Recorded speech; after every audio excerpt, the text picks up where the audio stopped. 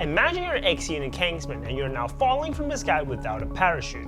Instead of trying to save you, all your teammates bailed and left you alone. Now you gotta save yourself from being another dead candidate of the Secret Service. What would you do? Well, in this video, I'm gonna walk you through all the necessary details you need to know just in case you're falling from the sky for whatever reason.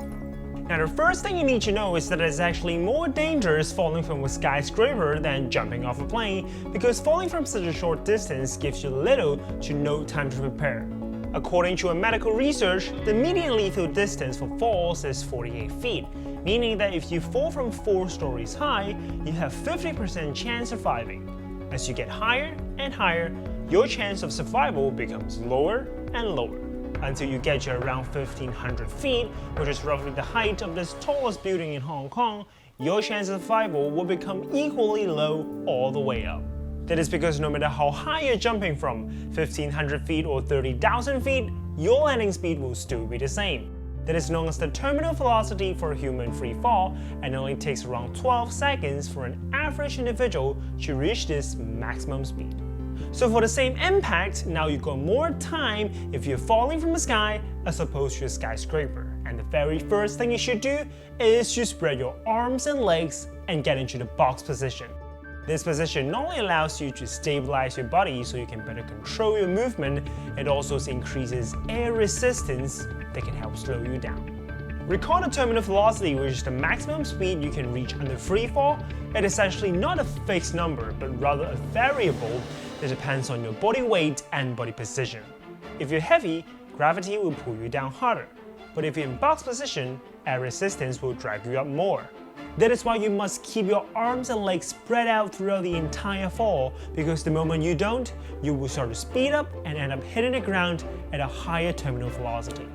Okay, so now you're no longer accelerating. You've reached the terminal velocity and are falling to the ground at a constant speed.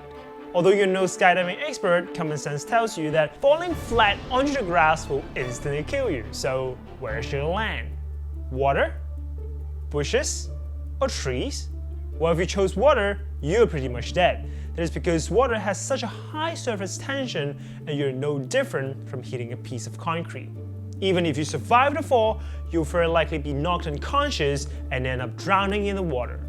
In that case, should you really crash yourself into the bushes or trees? Well, if you're in a grassland, they are your best options. But if you're somewhere hot or cold, you should probably look out for sand or snow.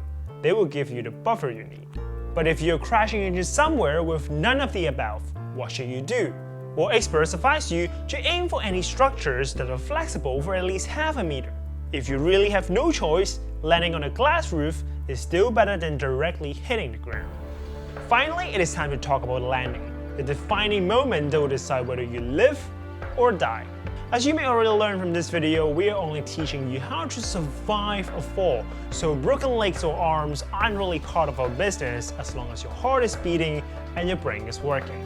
As you approach your landing spot, what you should do is to assume the same body position as a parachute landing. Turn from box position into upright position and land on the balls of your feet with your legs together and knees slightly bent. That is to sacrifice your long bones to protect your spine, which is the most important.